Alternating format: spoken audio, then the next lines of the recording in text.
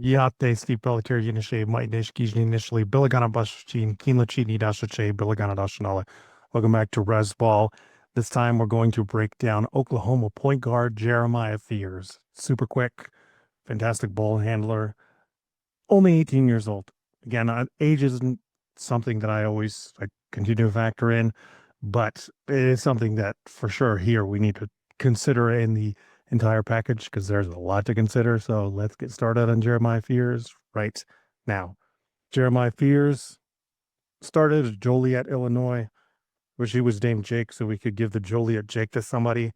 Old man reference, Blues Brothers, if you didn't get it. Started at Joliet High School and then goes over to Arizona Compass Prep, where he caught on in his last season, 2023-2024, reclassified and jumped into college early, where he ended up at Oklahoma, who was like, hey, we have a spot for you and we're going to give you the run. We're going to give you the shine. And it turned out for the best, definitely for Jeremiah. Jeremiah is also the younger brother of Jeremy Jr. Fears, Jeremy Fears Jr., I should say, who's at Michigan State. So go green, Sparty up there. We'll see how his brother ends up being another draft pick in a couple years, and definitely on the better team. I mean, Sparty can't say enough good about Tom Izzo and the job that he always does with his players there. So let's dive into the stats right now with Jeremiah Fears, who are from Sports Reference yet again. This season at Oklahoma, Jeremiah Fears scored 17.1 points per game, holding 4.1 rebounds, had 4.1 assists, 1.6 steals per game, 0.1 blocks, and 3.4 turnovers per game. Shooting splits for Jeremiah Fears, 50.5% from two-point range, 28.4% from three-point range, and then 85.1% from the free throw line. All of that translates into a true shooting percentage of 56.2% true shooting. So even though the three-point numbers aren't good at all, the 56, at least it's still stayed above average with this true shooting percentage. Oh boy, there is a lot to consider with Jeremiah Fears and all cards on the table. I am very hesitant with Jeremiah Fears. Jeremiah Fears is probably the prospect I'm the most hesitant on for a bunch of different reasons. Number one, starting with the turnover rate, 18.3%. That's pretty high. Anything over 15% is when you start to get into the like concerning matters as well. If you look at the totals, 116 turnovers. He's going to be one of the very few players we look at that have over 100 turnovers. 140 assists is great, but 116 turnovers. I mean, even the most staunch Jeremiah Fears supporter is going to say the turnovers are a problem. Again, it's part of why I bring up 18 years old at the beginning.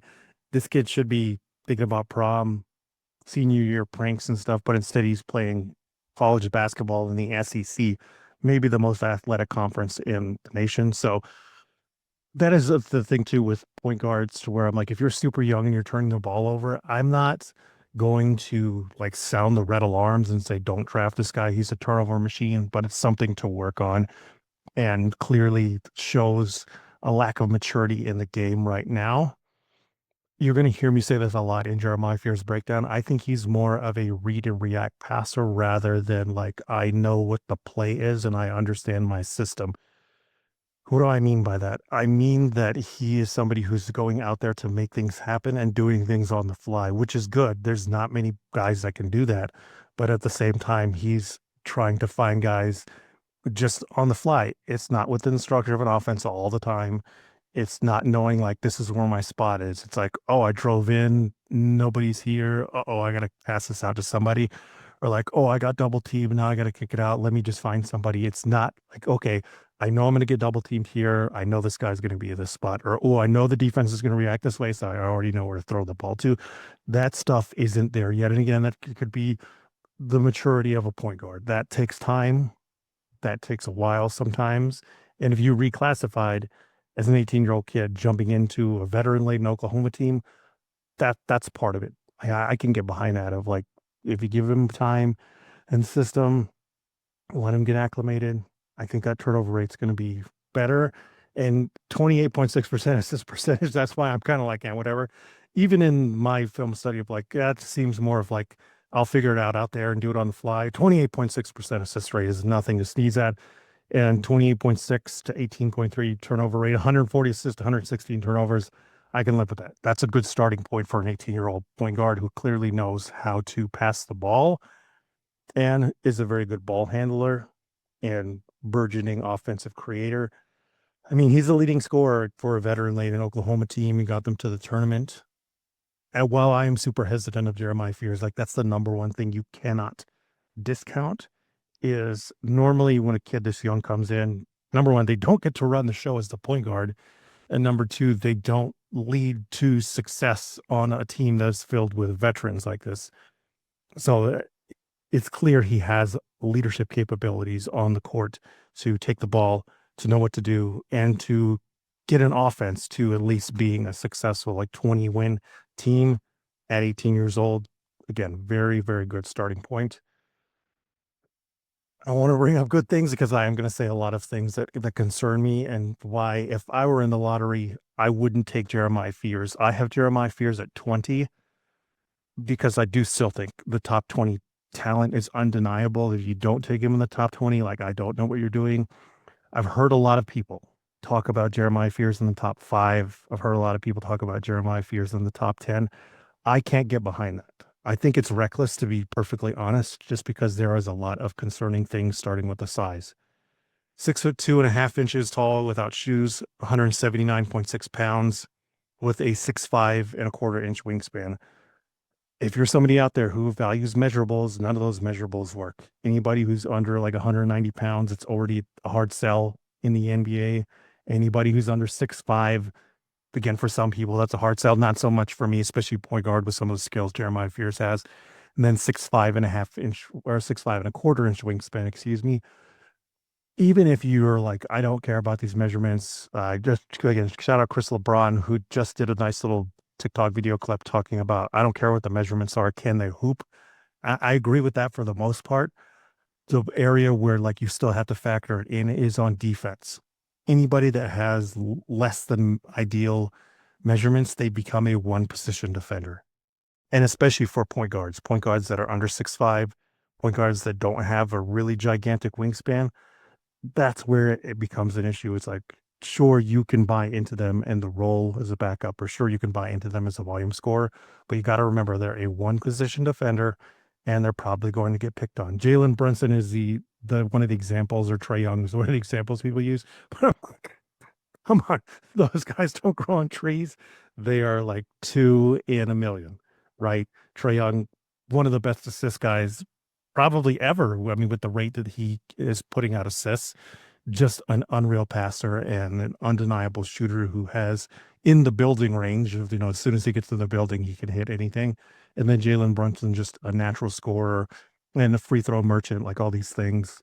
And they have to put out 25 points or more per game in order to alleviate the defensive concerns they have. And even then, we'll see with Brunson this year. I mean, they're going to make it to the Eastern Conference Finals. We'll see if they can make it further than that. But with Trae Young, we've consistently seen that size and the lack of defensive versatility really limits the Hawks offense and defense. Limits the Hawks on defense to where there's a clear ceiling that if they don't load their whole team with defenders, it's really hard to overcome that. So with Jeremiah Fears, that is my first concern, especially on tape. Like the size is really where the size concerns come up on defense. I brought up this with Jam before. If you watch the Alabama games against Mark Sears ain't a big dude either. He's like my height, 5'10", maybe like 180, 190, somewhere in there. But I mean, he pushes Jeremiah around pretty easily. And that's something that consistently shows up a lot on film, is just being physically overwhelmed in the SEC at 18 years old. But that is another thing that a lot of people are going to be like, well, he's 18 years old. He's 180 pounds. Imagine when he's in an NBA strength and conditioning program, which I really do. But I feel like that is an overused excuse to not actually address physical limitations and not address physicality issues, which I think is what it is with Jeremiah Fears. It's funny because on offense, I have no physicality concerns or questions. On the glass, I have no physicality concerns and questions. As a matter of fact, on the glass, I mean, the numbers aren't like eye-popping. 13% defensive rebounder, 3.1 offensive rebounder, 8.3 overall. The whole numbers for Jeremiah on rebounding are 141, 25 on offense, 116 on defense. But on film, you see him get dirty. You see him rebound out of his area. You see him jump into areas to grab a rebound and get physical and not be bothered. There are times where he like boxes out bigger guys. But then on defense, like that doesn't show up. You get shook by by Mark Sears. People are trying to hunt you on switches and things like that. So that's the first part of the real concerns for me with Jeremiah Fears is like I don't really think he's necessarily physically ready to handle that kind of a role. Maybe in a couple years, yes, the strength and conditioning thing. But on defense, with those measurements again, 6'2.5", 179.6 pounds, 6'5" and a quarter inch wingspan. Especially the height in the wingspan, you can't change that. That's who he is. So you're asking him to be a one position defender. You're asking your team when he's out there, he's a one position defender, and you gotta scheme around it and put personnel around it that will be okay and make sure that if he's the worst defender, that we're going to be okay. But we can't have another guy out there that's a liability like that. The other area where the physical, ability, I shouldn't say physical ability, the physical limitations start to show up is in SEC play. 18 games in SEC play. If you just look at the conference schedule, Jeremiah Fears played 18 games, 14.9 points per game, 4.4 rebounds, 3.9 assists, 1.1 steals, 0.2 blocks. You're like, yeah, okay, that doesn't seem bad. 44.7% from 2-point range, so that goes down pretty significantly. Remember, it's 50.5% in the whole season. It goes down almost 6 points from 50.5 to 44.7%. And then the real concerning one is from three. Jeremiah shot 23.4% in conference play. It's brutal time shooting from three in the SEC. Again, this is where being an 18-year-old kid who isn't physically mature, it still has those strength concerns and things. The athletes in the SEC were able to hang with him and keep up with him, able to push him around or block a shot and do things more. He still showed out. Look at this. He still showed up. He still was able to help his team stay afloat and get points and be the number one option, but way less efficient than the overall numbers. And in these games, they were 6-12. So again, it's commendable that Jeremiah was able to beat some of these teams in here, which I didn't think Oklahoma had a chance against, to be perfectly honest. Like Missouri and Texas, those last two games, definitely didn't think they would pull that out. They beat Arkansas, which I thought they would have been like on the fence with. Mississippi State on February 22nd. That was a really good game. Mississippi State's a really good team, but 6-12. Again, if this is your league guy, the inefficiency is going to catch up to you to be a 6-12. So focus in on those conference games. I implore anybody. And if you just put the conference games and then the conference tournament and the one game in NCAA tournament, the 3-point numbers end up being 27%. So it's still not great. And it's concerning because in that Georgia game, Jeremiah was 4 of 7 from 3. And then in the tournament game against UConn, he was 2 of 3 from 3 and 2 of 11 from Kentucky. So even with a couple good shooting performances, he still wasn't able to bail himself out there. And then that's the other real big concerning thing to me is the 3-point numbers. 20 or 28.4% in total for the whole year. I talked to Jam last time. I think we recorded together, or maybe it was the first time we did the big board, but I know Jeremiah Fears came up because even back in January, I still had concerns, and especially about the 3-point shot. And I think I made the remark to him, it was like 29.3%, 29.2% was what I would feel okay with, because that was the Tyrese Maxey percentage. And he shot really poorly at Kentucky that one season.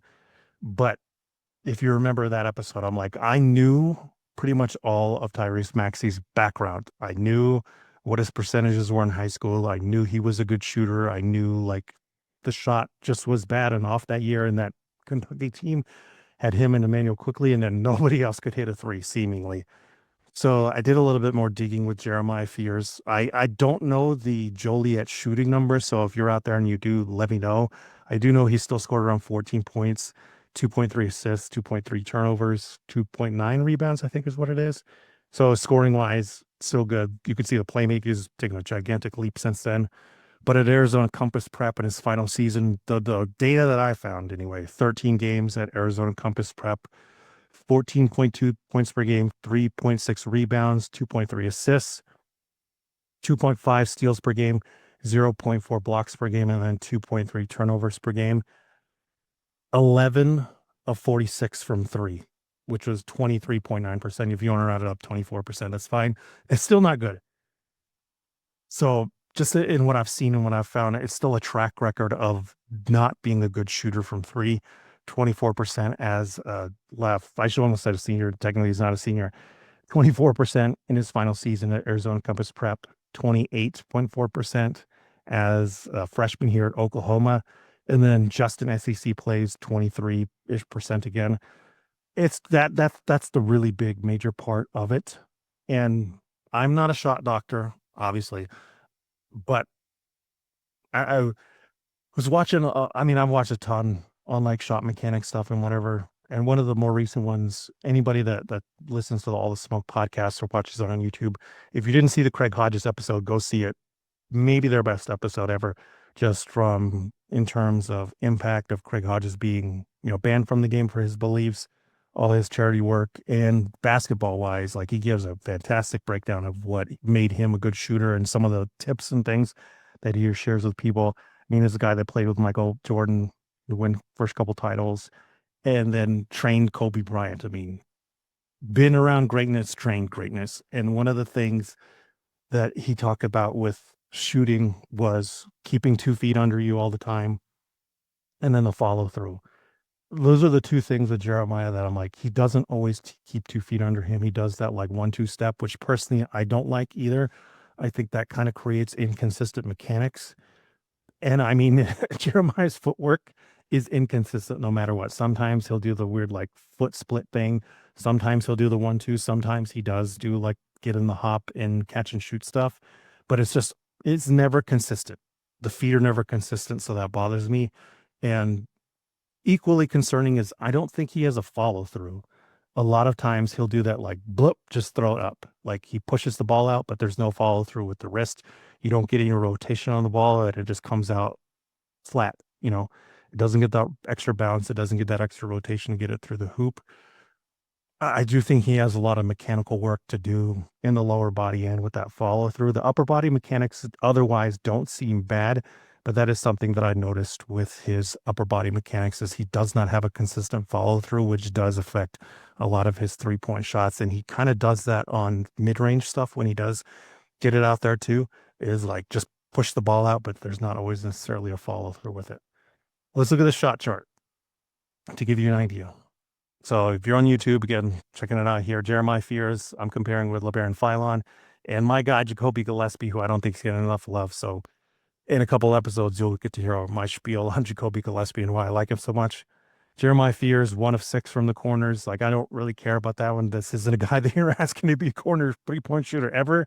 And if that is something that you want from him, you're a bad evaluator. Get out of here.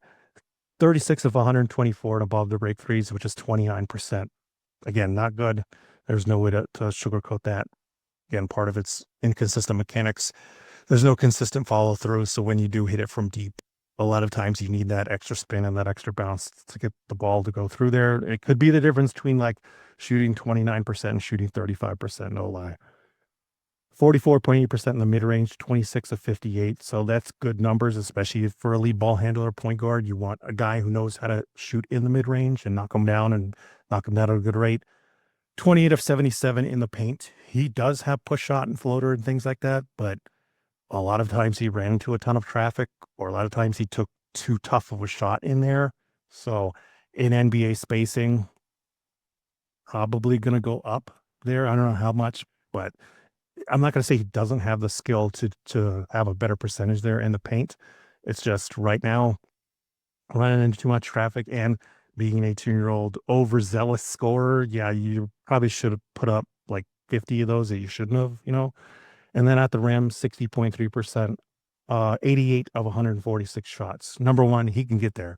No doubt. He can get there. Absolutely. This is the one part where I would go to bat for him 100% of like, if you're in a system that has nothing but shooters around you, I guarantee you he's at least at 65% at the rim just because of the speed and his ball handling ability. No lie. I mean, I kind of want to end on this just because I do, again, have so many concerns with Jeremiah. But in terms of being a ball handler, I think Jeremiah is probably the best ball handler in this class. And with his quickness, you combine those two things, like he will get to the rim. And you saw his free throw numbers. I probably should have talked to you about the free throw attempt rate too there, but it does go along with the ball handling. 51.8% free throw attempt rate.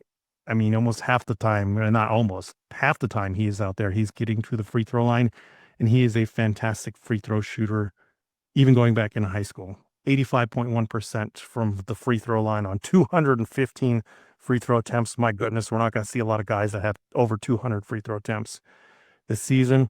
And again, if you go back to the high school numbers, all of them are over 80% from the free throw line, 23 of 26 in those 13 games at Arizona Compass Prep for 88%. So you know he's going to convert.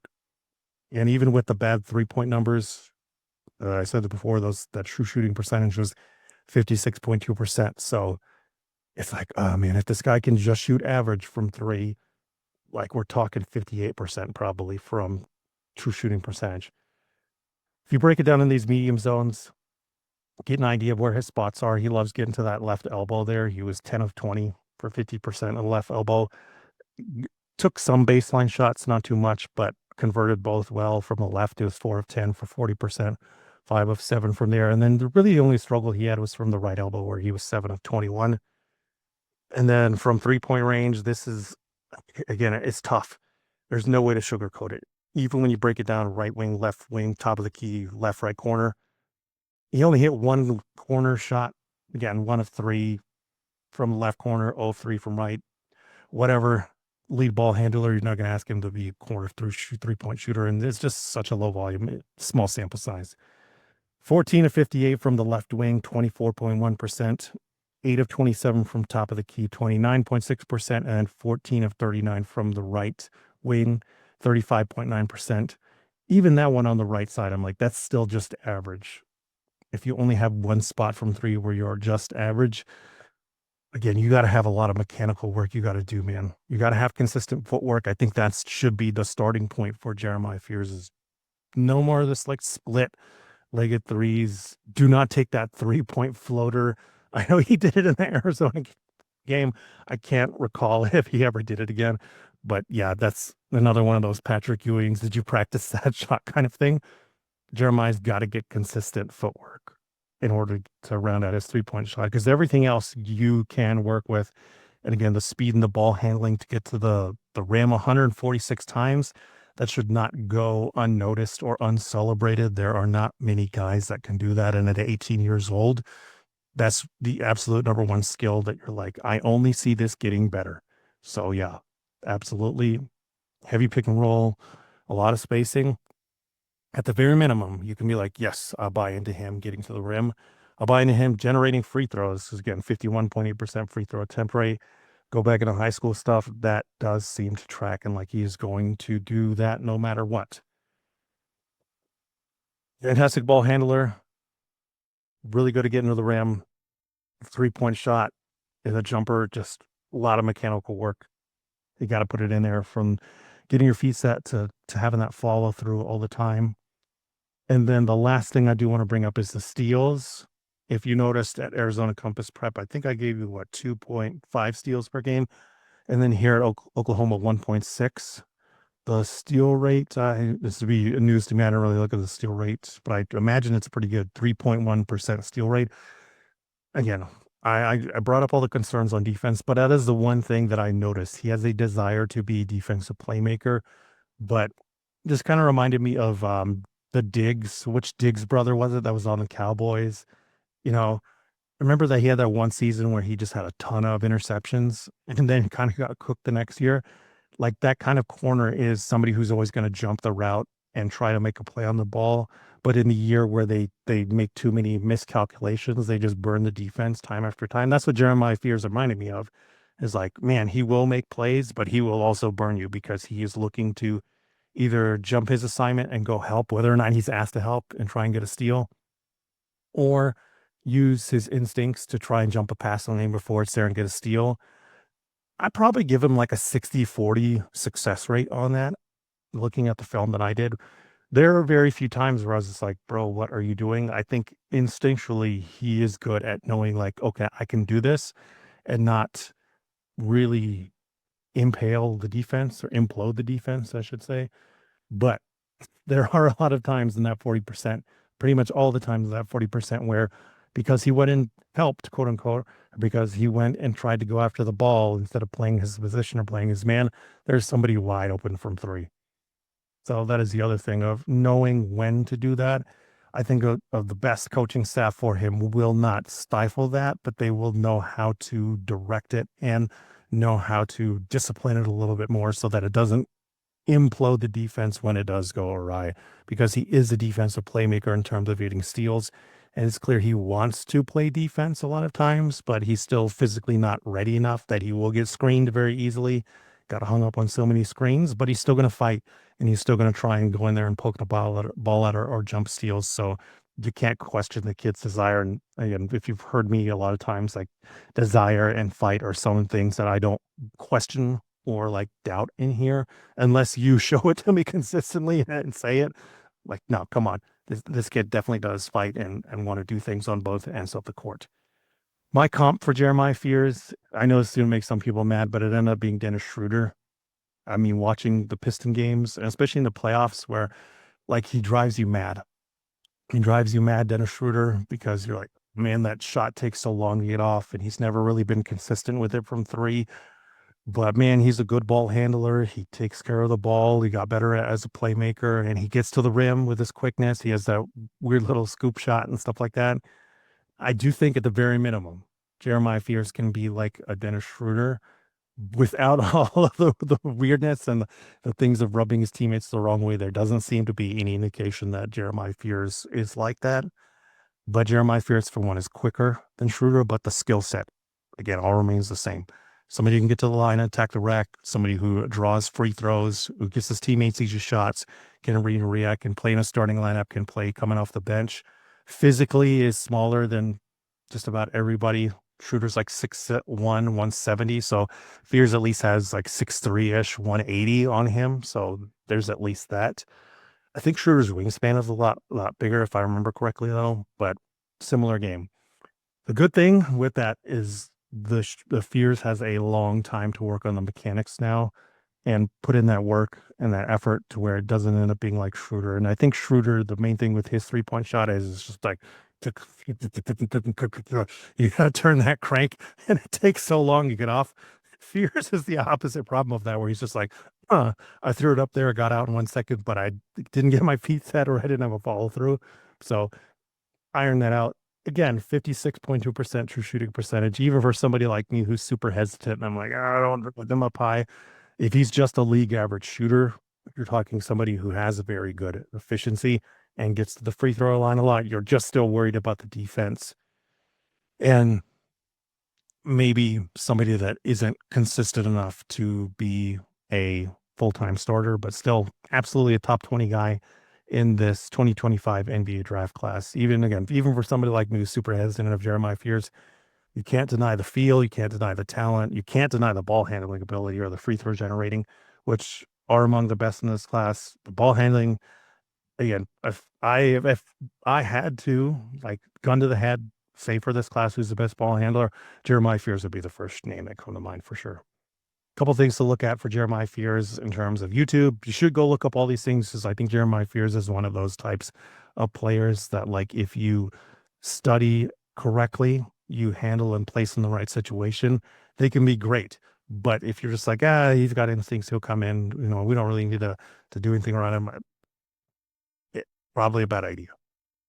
Hoop Intellect, shout out Keandre. Keandre always has great work. Jeremiah Fears, he had a video drop a couple days ago on Jeremiah Fears. Definitely go check that out. Again, Hardwood Hoop Central NBA Draft Green Room returns 3 hours. If you got 3 hours to kill, though, amazing film work on Jeremiah Fears. And if you're somebody like me who's still like, no, I need to hammer it down, and I still need to watch this because I have all these concerns, but I also fear like maybe I have them too low.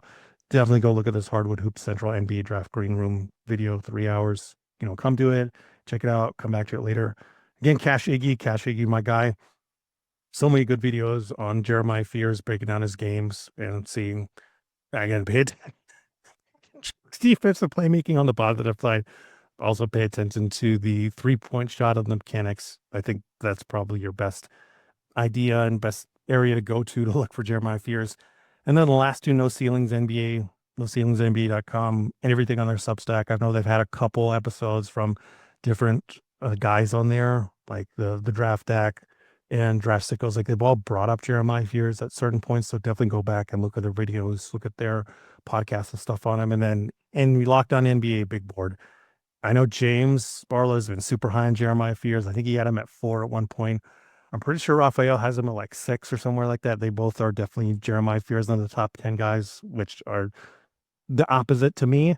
So if you really want to dive into that path and see what the deal is and find people who want to argue against me, definitely go look at James and Raphael's work because they're high on Jeremiah. And like I said before, this is a player that you need to study a lot of and understand the context is. So don't just take my word for it. Definitely go look at Raphael and James's work to push back on me, because Jeremiah Fears has a ton of potential. Probably the biggest boom or bust guy in the 2025 NBA draft. Yeah, thank you so much for listening to us. We will be back next time. Again, we got LeBaron Philon and Jacoby Gillespie coming up. Check it out. Stay tuned. I'll go next.